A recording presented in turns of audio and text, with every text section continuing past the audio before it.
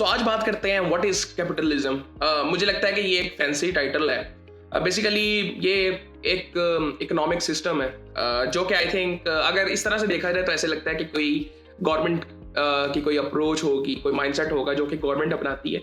लेकिन ये individual level पे भी ये चीज़ें होती हैं। मतलब बहुत से लोगों से आपने सुना होगा कि जी हम तो कैपिटलिस्ट हैं। सो ये बेसिकली एक अप्रोच है जनरली लाइफ को लेके।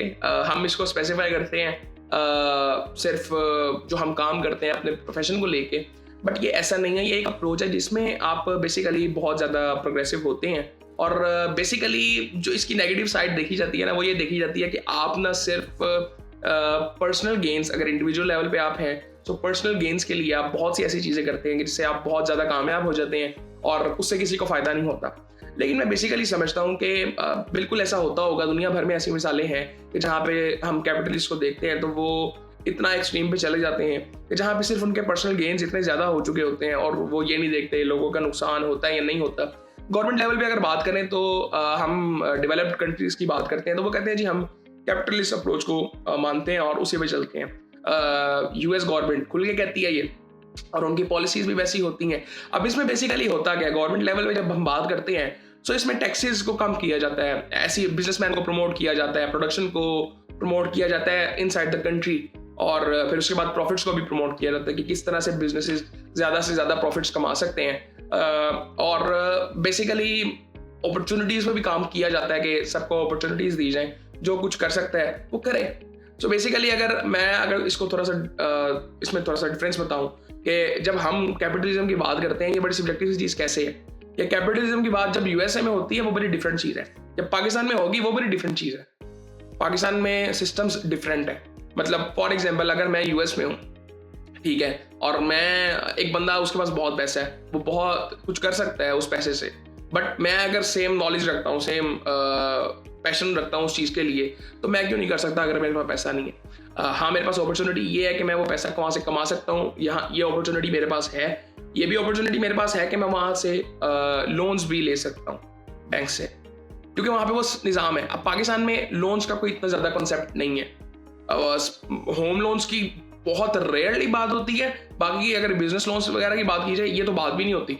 मतलब ये तो बंदा कहता है ये हैटिक है, एक सर दर्द है कि जी इंसान ये सोचे भी तो ये एक बंदा सिस्टम में फंस जाएगा, तो ये फिर अपॉर्चुनिटी वहाँ पे आती ही नहीं है। सो कैपिटलिस्ट माइंडसेट यहाँ पे बिल्कुल अप्लाई नहीं हो सकता मोस्ट ऑफ द पीपल। अब ये बट ये बहुत ना सब्जेक्टिव सी चीज़ होती है कि अगर गवर्नमेंट के एंगल से अगर देखा जाए तो बिल्कुल उनको देखना पड़ेगा कि हमारे यहाँ पे, अब यहाँ पे अगर बात करें हमारे यहाँ पे मुझे लगता है कि कॉम्बिनेशन ऑफ एवरीथिंग है। मतलब अगर एक यहाँ पे ऐसा बंदा जिसके पास बहुत पैसा है वो कुछ भी कर सकता है इधर, उसके पास हर तरह की लग्जरी, हर तरह का रिसोर्स जो दुनिया में अवेलेबल है किसी के लिए भी वो उसको मिल सकता है इधर। मोस्ट लोगों के लिए आई थिंक मुझे लगता है कि सोशलिज्म इधर ज़्यादा है, वो माइंडसेट ज़्यादा है कि जी लोगों की हेल्प करो, ये करो, बहुत अच्छी बात है, बहुत अच्छी चीज़ें हैं। बट मैं वही बात कहता हूँ कि अगर हम इस टाइटल को पकड़ लेंगे तो वो एक डिफरेंट चीज़ है। लेकिन स्पेसिफिकली अगर कैपिटलिज्म की बात करें, मुझे जो इसकी एक अच्छी चीज़ लगती है कि आप क्या कहते हैं प्रोग्रेसिव इसमें होते हो, दैट्स इट। मुझे सिर्फ ये इंडिविजुअल लेवल पे भी और गवर्नमेंट लेवल पे भी सिर्फ एक ये चीज़ अच्छी लगती है। हाँ, एक्सट्रीम पे आप चले जाओगे तो फिर वो पर्सनल गेन्स के लिए, और on government level, on a personal level वो बहुत सी चीज़ें ऐसी होती हैं कि जो कि फिर कई लोगों का जिसमें नुकसान भी होता है फिर, और शायद अपॉर्चुनिटी भी नहीं मिलती मोस्टली लोगों को। सो ठीक है, हर चीज़ की अपनी ब्यूटी है, लेकिन मैं समझता हूँ कि ऑन अ पर्सनल लेवल हमें ये टाइटल्स इंडिविजुअल लेवल पे भी और गवर्नमेंट लेवल पे भी आई थिंक ये चीज़ें होनी नहीं चाहिए। शायद ये समझाने के लिए, या मुझे लगता है कि ये थोड़ा फैंसी लगता है तो हम कह देते हैं जी, स्पेशली कैपिटलिज्म बहुत ज़्यादा फैंसी लगता है कि जी मैं तो कैपिटलिस्ट हूँ, तो वो सुन के ही बंदा लगता है कि ये बहुत अमीर इंसान होगा। गवर्नमेंट बात करती है तो फिर मोस्टली अप्रोच ये होती है कि जी शायद टैक्सेस कम होंगे, एंटरप्रेन्योर्स को प्रमोट किया जाता होगा, बिजनेसमैन को प्रमोट किया जाता होगा, क्या कहते हैं डोमेस्टिक प्रोडक्शन को प्रमोट किया जाता होगा। सो ये चीज़ें होती होंगी कि जिसमें मुल्क में पैसा बहुत ज़्यादा आए, और अच्छी चीज़ है जो कि, लेकिन जब एक्सट्रीम पे जाती है तो फिर इसकी नेगेटिव साइड भी नज़र आती है, जो कि फिर पर्सनल गेन्स के लिए हम देखते हैं कि एक बंदा बहुत अमीर हो जाता है, जिसकी एक रीसेंट मिसाल अगर आप देखेंगे तो बहुत से लोग बात करते हैं कि जी नरेंद्र मोदी साहब जो कि इंडियन प्राइम मिनिस्टर हैं, उनकी बात बहुत ज़्यादा होती है कि जी वो बहुत ज़्यादा क्या कहते हैं ऐसी पॉलिसीज़ बनाते हैं और ऐसी चीज़ें करते हैं कि जिससे इंडिविजुअल्स को बहुत ज़्यादा फ़ायदा होता है। अडानी की बात करें, अंबानी की बात करें, सो आपने कभी इनसे नहीं सुना होगा कि हम कोई साइड लेते हैं। इनके जो किसी भी कंट्री के कोई भी बिजनेसमैन या बिलियनर्स होंगे, हम किसी पार्टी की साइड लेते हैं, कोई उनकी पॉलिटिकल कोई व्यूज़ नहीं होते उनके, वो सबके साथ ठीक चलना चाहते हैं, जो कि आई थिंक मुझे लगता है कि एक ठीक माइंडसेट भी है।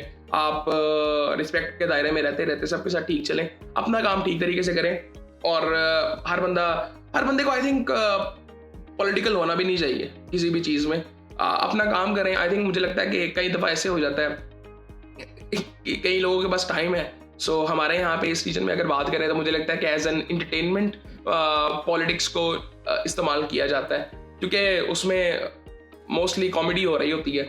सो खैर वो एक अलग टॉपिक है, लेकिन ये कैपिटलिज्म की अगर बात करें तो ये एक मिसाल थी कि जिस तरह मोदी के बारे में था कि मोदी ऐसी पॉलिसीज बनाता है जो कि अडानी को फ़ायदा देती हैं, अंबानी को फ़ायदा देती हैं।